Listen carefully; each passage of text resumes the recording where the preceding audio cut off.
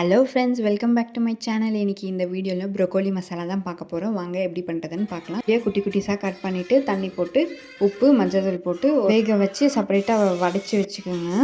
இப்போது கடாயில் வந்து 3 டேபிள் ஸ்பூன் எண்ணெய் விட்டுட்டு கடுகு கொஞ்சோண்டு போட்டுக்கோங்க. கடுகு பொரிஞ்சு வந்ததும் வெங்காயத்தை போட்டுக்கோங்க. நான் இன்றைக்கி வந்து ஒரு வெங்காயம் எடுத்திருக்கேன். அதை நீளமாக கட் பண்ணி போட்டுக்கோங்க. இப்போ பச்சை மிளகா கீரி போட்டுக்கோங்க. உப்பு வந்து போட்டுட்டு தக்காளியை போட்டு நல்லா மிக்ஸ் பண்ணி விடுங்க. தக்காளி வந்து நல்லா குழஞ்சி வரட்டும்.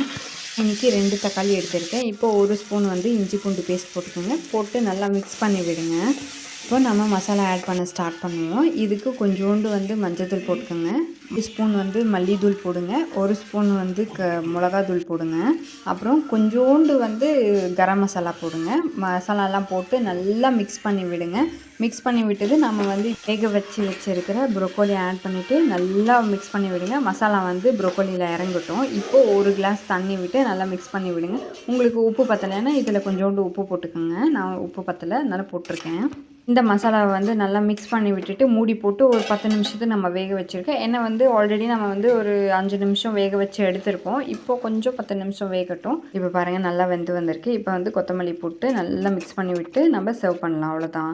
இப்போ இது வந்து சப்பாத்திக்கெல்லாம் சூப்பராக இருக்கும். நீங்களும் ஒரு டைம் உங்கள் வீட்டில் ட்ரை பண்ணி பாருங்கள். நிறைய பேர் வந்து என்னோடய சேனலை வந்து சப்ஸ்கிரைப் பண்ணாமல் பார்க்குறீங்க. சப்ஸ்கிரைப் பண்ணிவிட்டு பாருங்கள். கோழியில் வந்து அவ்வளோ ஹெல்த் பெனிஃபிட்ஸ் இருக்குது. கோழியில் வந்து கால்சியம் இருக்கிறதுனால நம்மளோட போன் வந்து ஸ்ட்ராங்காக இருக்கும். கோழியில் விட்டமின் சி இருக்கிறதுனால டேமேஜ் செல்ஸை வந்து ரிப்பேர் பண்ணி விடும். ரெகுலராக ப்ரோக்கோலி எடுத்து சாப்பிட்டுட்டே வந்தோன்னா கொலஸ்ட்ரால் லெவலை மெயின்டைன் பண்ணும். அதனால் அட்லீஸ்ட் வீக்லி 2 டைம்ஸ் வந்து நீங்கள் ப்ரோக்கோலியில் வந்து ஆட் பண்ணுங்கள். இந்த மாதிரி பண்ணி சாப்பிடுங்க.